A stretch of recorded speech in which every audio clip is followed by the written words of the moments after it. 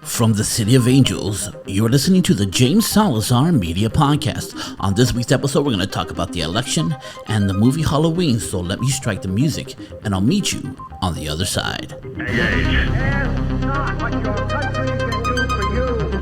Ask what you can do. It's one small step for man, one giant leap for mankind. Say hello to my little friend. No, I am the Father. I'd like to take this chance to apologize to absolutely nobody. And welcome to the James Salazar Media Podcast, where you get your dose of pop culture, politics, and futurism. I am the formerly mentioned James Salazar. How's everyone doing today? So, we just came out of the election, and I think we need to talk about it. We need to talk about it. It did not go as a lot of people thought it would. Even the opposing party, who thought they were going to lose, didn't think that they were going to do so well, even though doing well equals them losing power, but they didn't lose more than they expected. So let's look at it right now. Right now, in the Senate race is a dead heat, 48 to 48. And there's going to be a runoff in Georgia between Herschel Walker and Ralph, what's the dude's name? Herschel Walker and Ralph Warlock. I mean, he has a cool name. And there might be, in Nevada, I'm looking at the thing here, in Nevada, no, not Nevada, is it Nevada or Arizona? Senate race in Arizona. Oh, I got to change it up. Arizona. No, it was Nevada. Sorry, everybody. Let me go to Nevada, and boom.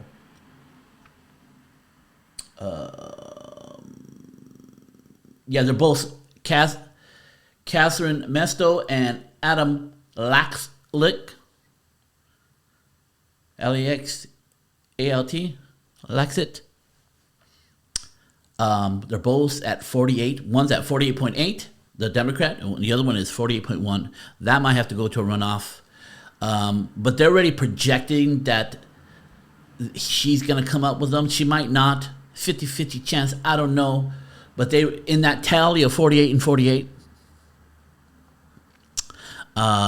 is the idea that the Republicans lost at. So it really depends upon Georgia. Who is going to win Georgia, and it will give the opposing party power based upon one election in the Senate. And unfortunately, it has to happen that way. The Republicans don't really need a majority. Being even is good enough because they took the House, right? The House has, as of right now, the House, let's see, all states. The House has, Democrats has 203 to 112 for the Republicans. So they won the House clearly, not by the margins that they expected. The governors, almost even, is 23 governors to 25 governors. Republicans are leading in that aspect, and that's just how certain states are going. But that governors, except for border state governors, are very antagonistic to the current president because of not defending the border. Most of them, the federal government doesn't really care as long as money is being sent back to the government. So Georgia is the key. If the Democrats can get the Senate,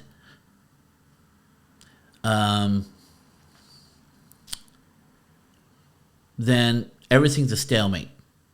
Joe Biden's a lame duck because they lost the House. Nothing's going to happen.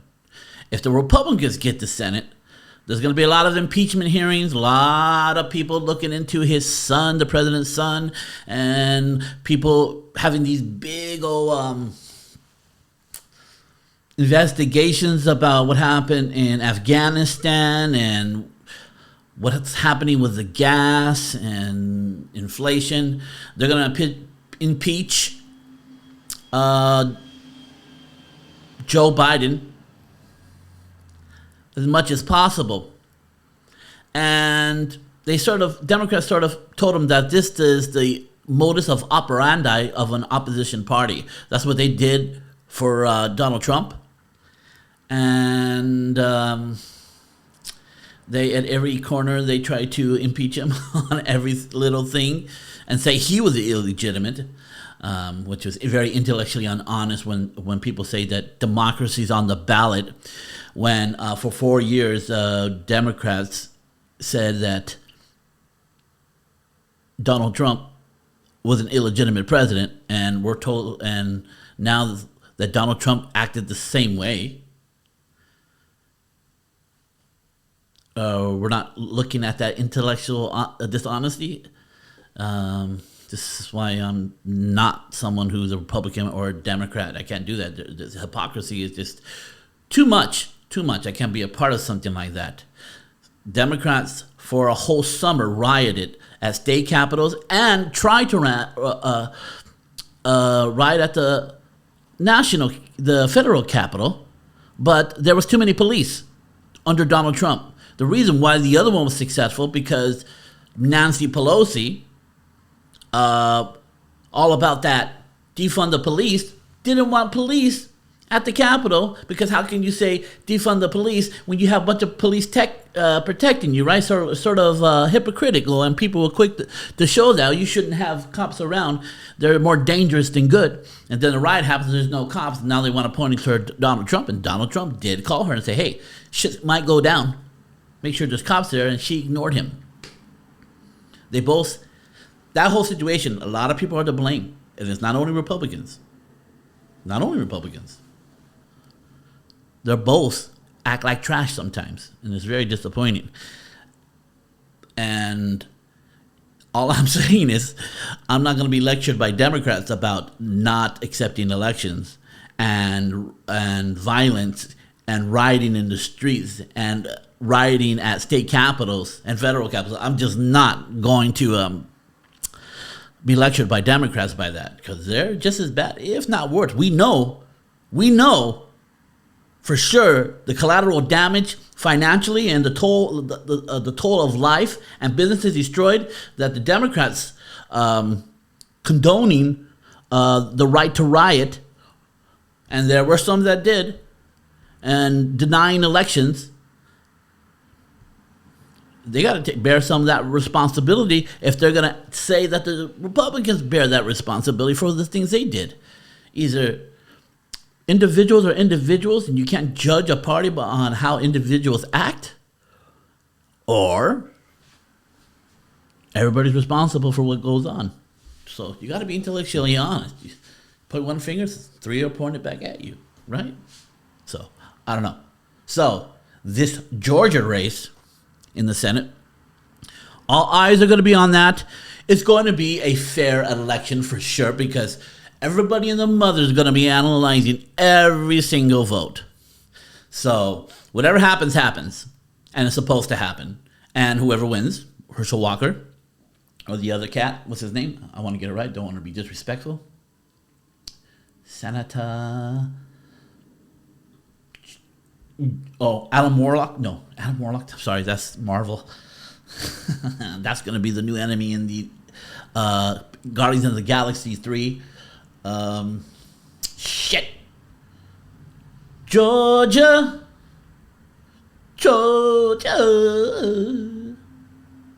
Yes. Raphael Warnock. It would have been a lot cooler if he was Warlock. I would have voted for a Warlock. Maybe I would. I don't know. If they're Republican, no, I don't know. If they're conservative, libertarian, I might. I just might. Just might. So what are the lessons going forward? What we can take from this. So, Republicans totally over-exaggerated what was going to happen, or maybe not over-exaggerated, but because they did believe it. They thought it was going to happen, It was a very little trickle. Instead of a red wave, it was a red trickle, really trickle, drops. They barely got the Senate, and were unsure. They barely got the House, and were unsure about the Senate. They could very much lose the Senate. And going forward, they have to learn their lessons. Number one, Republicans have to be careful who they put up as candidates, right? They got to be very careful. Herschel Walker, he had a troublesome past, and not every Republican came out for him. Same thing with Dr. Oz. Dr. Oz and Herschel Walker did just as good as Donald Trump in those areas. And you had the winning issues. You should have put up better people. And not these. You think, because it's so tilted towards your way, it doesn't matter who you put in. It does. It does. Look, Democrats will vote for anybody. They'll vote for some guy who, if his head's cut off, as long as he, I don't know. If the damaged brain, we know they have a president that's barely cognitive, barely alive, and we got and Dr. Oz ran against a guy who has a stroke, who you wouldn't trust to give you a ride down the street, but yet you would let him come in. Because Democrats will vote for anybody. They don't care. They're going to vote Democrat. We know right now that the Republican Trump Party is an issue, is a problem, but Democrats, they don't care. They'll vote for their person no matter what. Doesn't matter if they rape somebody, murder somebody. They don't care. Like Anthony Weiner, they didn't care that he did those things. If it wasn't the Republicans making them look stupid, they reluctantly took him out of office. And they voted in. And we had that Katie Hobbs who did the Joe Biden, and that's pretty brilliant. Katie Hobbs didn't debate, so she was never caught looking stupid. And she knows that that reporter would have steamrolled her. But that reporter had no history of conservatism, or she was just brand new and there's better people to put in. I like Katie Hobbs. She seemed like a nice person, and she didn't put up with people's shit, but that's no longer working well anymore, just punching back hard. It's something people like, but you got to have the experience. You got to have the qualifications. The other girl, she had a long history inside government, and that was good enough. They weren't going to hire a reporter, even if she was saying all the right things and acting all the right ways. Didn't work, because you need to get people in there that have a history of winning, especially in a critical election like this. Republicans need to understand that they cannot put up just anybody. We're not the Democrats. They'll put up a frog and vote for it, hoping that they kiss it would turn into a prince. Not so. Not so. Also, Republicans have to go on the issues. Dr. Oz dropped a major ball. He attacked the guy's mind, and Democrats don't care about that stuff. He should have attacked him in the way that if his brain was all there and if he didn't have the stroke, he would be more dangerous. The problem with this is not his mind, is his beliefs and values of how he thinks things should be run. He should have fought him on the issues instead of attacking his handicapped at that moment. Same thing with Carrie Lake. She attacked the girl's inability to debate. And Democrats and obviously moderates don't care about that. She should have went after the issues that any Democrat, it's not going to work. It's bad for the state. So, I mean, you got 15 seconds before someone turns the television. If she just says, well, Katie Hobbs doesn't want to debate, that's the first 15 seconds. And then they switch to something else, or the people switch the channel and they didn't hear your agenda. And all they see is you just whining about this other person who doesn't want to debate you. It's not enough for them not to vote against their own party that they traditionally have always voted for. You got to say, hey, they want to take the innocence from your children. They want to teach all this stuff that we're arguing with and teach them at a very young age. They don't want them to be innocent. Keep our children innocent, right? You don't want your 7-year-old daughter know how to give a blowjob in school, right? Do you want that? Well, that's what Democrats are. Their sex education at that age is doing. You think I'm joking around? There's some places that are teaching in their curriculum children how to perform sex acts and race the genders and all that crazy stuff. Those are the issues you got to talk about, because parents are just working hard, raising their kids. They give most of the days is for the children at school, and they need to be aware of these things. Just simple. Fight the issues. Be about the issues. The Republicans have winning issues. The Democrats have gone too far. And most people just think you're just talking shit, but you got to come with the proof. You got to talk about it. You got to show them. Because very few parents are active in their children's life to the point where they're going to go into look at the curriculum and go into those school boards and start giving them shit over it. And then you can link them to a certain agenda that this candidate believes. This is how you win.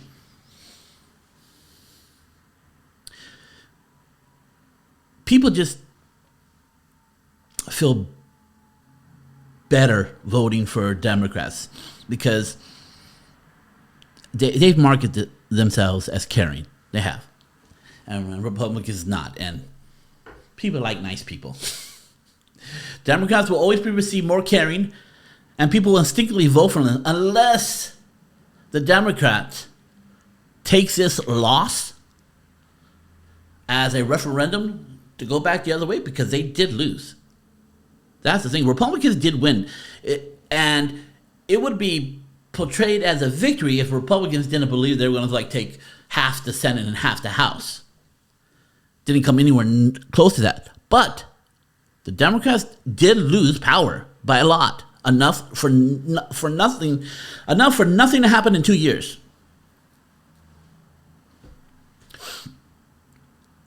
So the problem for each party.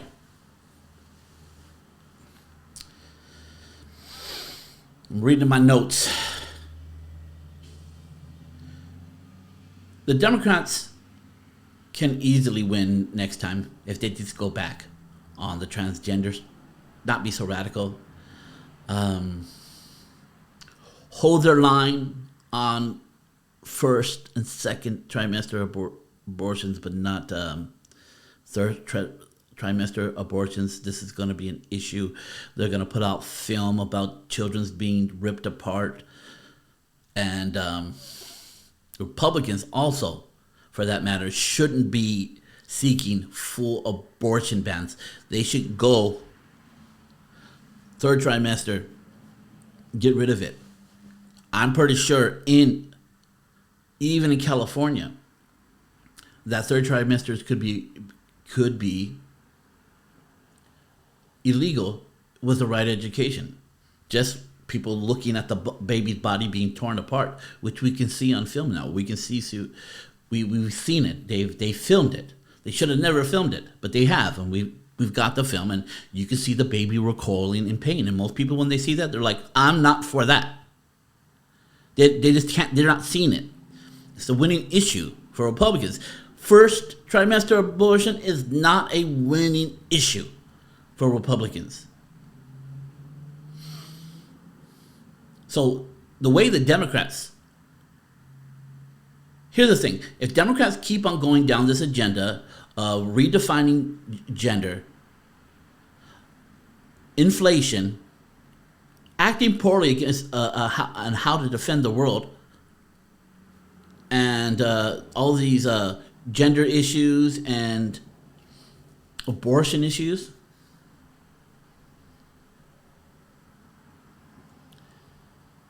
The next one will be a wave. As long as the Republicans learn their lessons. Because I think the reason why Democrats didn't do as bad as they thought, because the Republicans didn't focus on the issues. They focused on the candidates and putting shitty candidates up themselves. They thought I think they assumed everybody knew what the issues are. But you got a short window to tell how you're different. And if Democrats can play it down, and Republicans can sort of assume other people know what's going on, in that little window where you get the moderate who always picks who wins, the moderate always picks who wins, because Democrats are going to vote Democrats, Republicans are going to vote Republicans. If you sound too crazy without proof, well, we saw what happened. We saw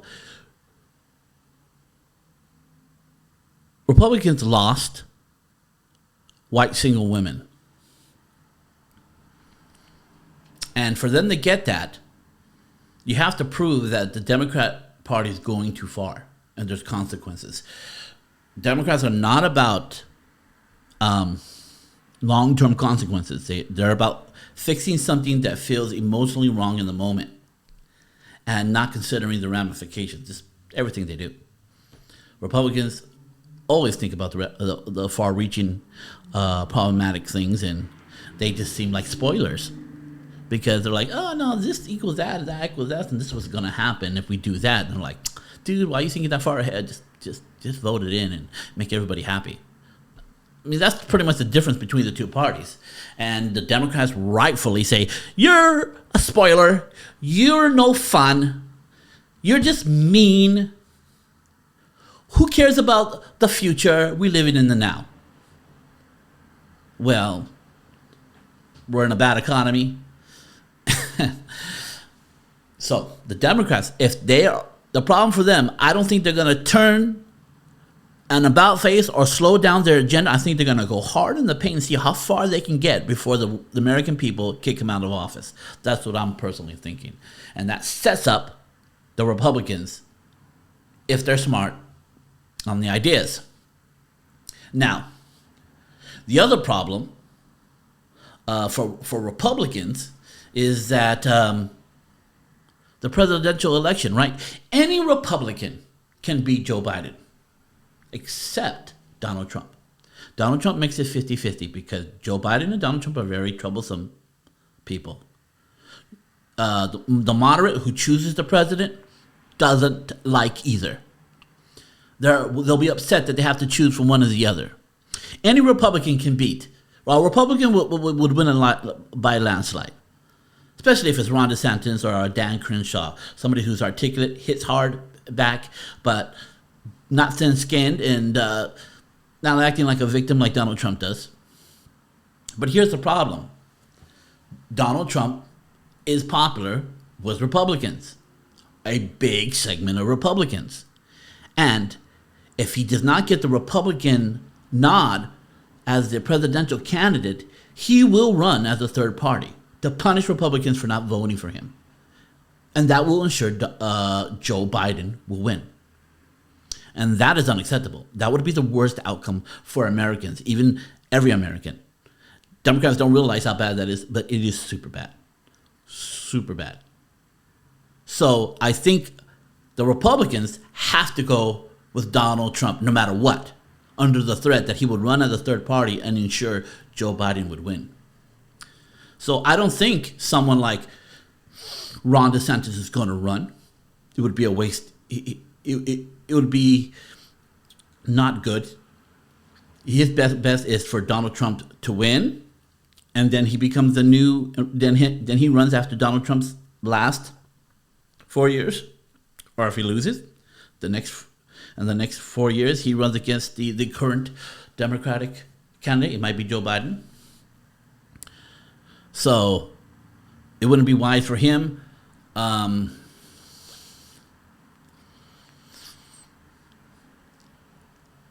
It's a big problem for Republicans because the moderate, if the economies have to be doing really bad, and Democrats don't seem like they're going to change anything for the moderate to vote Donald Trump, they're going to have to go, do I go with this blithering idiot, Joe Biden, or this orange hair, easily offended capitalist who likes to insult people? And I think going forward, a Republican candidate that plays nice, or a Democratic person who talks nice, I think people are just not going to care about how nice they are anymore. I think going forward is who's the most articulate on the issues and articulate in general. I think that's what the American people are going to want, and they're not going to get that in the next election. And that's what's sad about it, because Donald Trump is going to run as a third party if they don't vote him in, and they're going to keep Joe Biden in because it's an acknowledgement that he is in cognitive decline, and they're sort of not acknowledging it. And we'll see what happens. Right now, if the Democrats are smart, they will stop attacking Donald Trump. Let Donald Trump a clear path to the presidency where they have the most chance of winning. That's the Democrats for you. If Trump is not nominated, he would run as a third party, for sure. And and here's the thing. The very last month of the campaign, in the next 2 years, the very last months before we have to vote, whoever has the momentum will win. Whoever looks the best at that moment in time, or how bad the president looks, will win. It all comes down to the last months. For the moderate will pick the person who seems the least troublesome in the last months. That's who's going to win.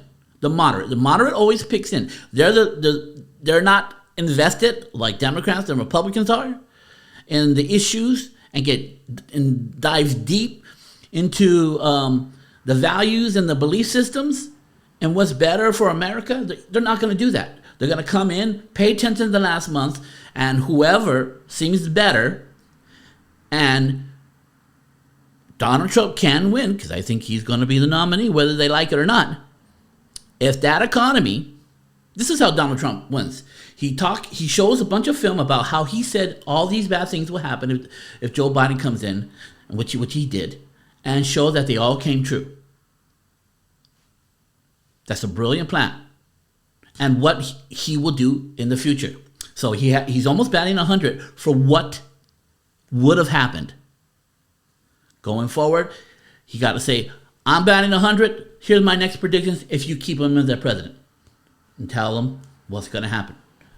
Deep depression. Probably go to war with China. Bunch of stuff. Kids believe in their dogs now. Instead of they're no longer transgender, they're trans species. Do what you got to do to win. But at the end of the day, Democrats are going too far. Even Democrats believed they were going to get crushed based upon how far to the left they are right now. And it didn't happen. So those people who controlled them to go left in the first place all feel vindicated because they didn't lose as bad.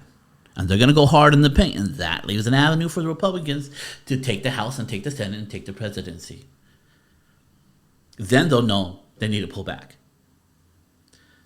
But stranger things need to happen. So Republicans just need to tell the truth about Democrats, and Democrats need to lie about Republicans. And this is how they win. I know that's harsh, but it's true. Well, Democrats have to lie about their agenda because their agenda is too extreme. Every one of their agendas that they're pushing have a slippery slope to it. And they say, no, there's no such thing as a slippery slope. That's crazy. As we start sloping down, and we're going down the hill, and we're like, it seems like a slope. No, we're actually standing straight. You're just leaning. No, I think society's crumbling. At the end of the day, every one of those issues that Democrats have are traditionally what societies have been a part of. They're about families and military. Society has been built on families, militaries, and governments. Democrats are destroying the family structure at every edge of it. They're destroying it. And if you can destroy the family structure, you can make their family the government. You can make their God the government. And they'll be completely, totally dependent upon them. And you don't need to enslave people anymore. That's old news. That's old hat. That's old information. That's so boring. All you need to do is make people dependent upon you. You don't need to whip them and put them in chains. All you need to do is that one thing that came from slavery. Take away their personal responsibility and say you'll take care of them. And at the end of the day, if you give up your rights, they don't need to put you in slave. They just need you to make dependent upon them. And then if you're dependent upon them, you're going to vote for them. Let me tell you something. If someone comes in and buys groceries for my house every single day and I'm not doing it myself, I am not voting that dude out of the house. I'm not. He's filling up the refrigerator. He's doing his part that I should traditionally do for myself. Why would I get that guy out of here? No, just keep on coming and putting food in there. You can stay for free. Right? Just common sense. All right, that's all I got to say about that. So I watched Halloween. Oh, it was tragically bad. It was stupid. Focused on some other person and them turning evil. I think they wanted to show how people progressively become Michael Myers. I don't know. And Michael Myers' sister. I get that she's not going to put up with shit anymore. But it was very divergent from the person who was in the first and the second and even the very first original movie. You should be afraid of Michael Myers. I understand you should lay traps for him and say good one-liners once you trapped him, but you should run away from fear. You know? Because if he catches you, he's going to murder you in a very gruesome way. So I don't want to go into how bad it was. It is disappointing, so it gets one potato. There's no redeeming quality to it because it was written so bad and it could have been done better. So instead of criticizing, we're going to do an episode of, let me hear it, how I would have done it. So, the last Halloween movie I liked. It went more into the people and their trauma of dealing with Michael Myers. And he comes back and they had like a community, people who've been hurt by Michael Myers. And, at the end, they all beat the shit out of him, right? But then they did a little turn and they're like, even though they beat the shit out of him with overwhelming numbers, he gets up back again. And they sort of hinted out that Michael Myers is different. He's sort of supernaturally different. There's something different about him. He is pure evil. Pure evil. And you can't stop pure evil. He's a part of something. Something demonic. Something out of the natural realm and into the spiritual realm. You can't kill Michael Myers for some reason. And I was like, oh, that's a good twist. I like that. I don't mind that. That this is why he's so hard to kill. Because, Freddy and Jason, you kill them, they never die. Either they're a zombie or they're a ghost. And they attempted to... Why is Michael Myers getting killed almost in every movie but survives? Right? He gets out. It doesn't affect him enough to stop him. So I say to myself, so what I would have done, number one, we would have dove deep in this vein. Now, I don't know if this is a great idea. It's probably better ideas, but this is better than what they wrote. So there has to be a moment. And I didn't mind that there was a rest period where Michael Myers didn't do anything. I wouldn't have made it as long as they did, maybe about a year or two. He skips a year. And she could be still in the same mindset. But Michael Myers comes back. And in the moment where he starts killing everybody. Now, we can do two things here. We can have something holy beat him, or something from that type of like voodoo, Santa Maria, something to fight him. One of the others, however you want to go about it. But there's a moment where they have to. Why is Michael Myers so evil? And they start looking up the history of the Myers family, number one. Okay? Or the history of the place where Michael Myers lived. One of this influences his evil or imparts his evil. Right? So we can say that Michael Myers,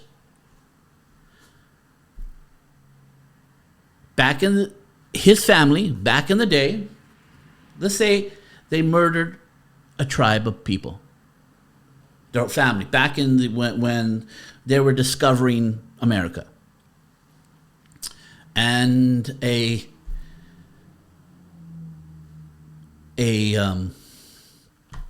Indian or Native American shaman curses them. And there's a history of, as they look back, sort of skips a couple of generations, but there's a history of family members since that cursing killing each other, or one of them killing the whole family. We will say maybe there's 4 or 5 since back then. There has been a family member killing everybody in the family. It's the curse. And reason why it hasn't gone any further, Michael Myers was supposed to kill everybody in his family. And for the curse to be lifted, he has to kill his sister. And the reason why he has this supernatural sustain and why it's still happening, because he hasn't killed his sister yet. And once he kills his sister, it probably will jump another generation to the Myers family.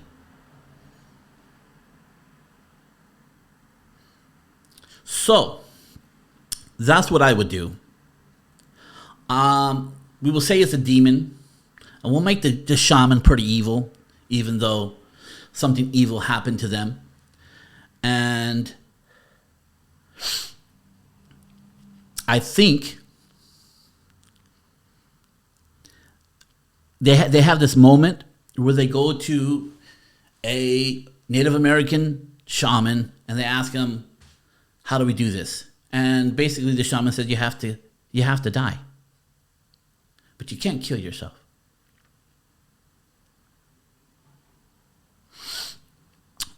You have to die at Michael Myers' hands. And so, I'm sort of doing it off my brain right now. I would have her granddaughter there saying that's not going to happen.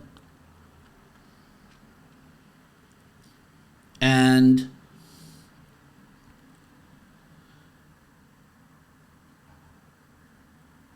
they find out that the shaman says they have to kill the last member of the family. But there's no promise that it won't end with you because you have a granddaughter.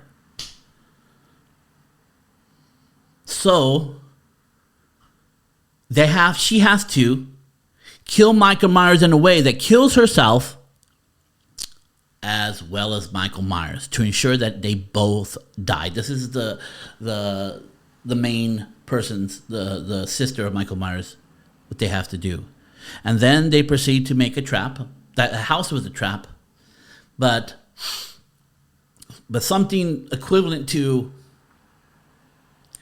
how the Terminator dies, the friendly Terminator dies in Terminator 2.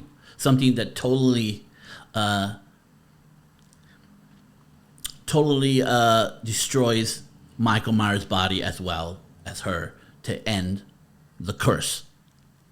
And I don't know how we would do that. It probably has to do with something industrial happening. Maybe a mine or a shaft at the very end. Maybe they both fall in there. And Michael Myers kills her, but his sister, and never gets out of there. He's trapped there for a millennial for the next movie.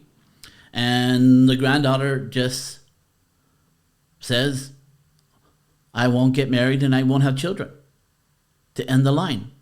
To end the Myers line.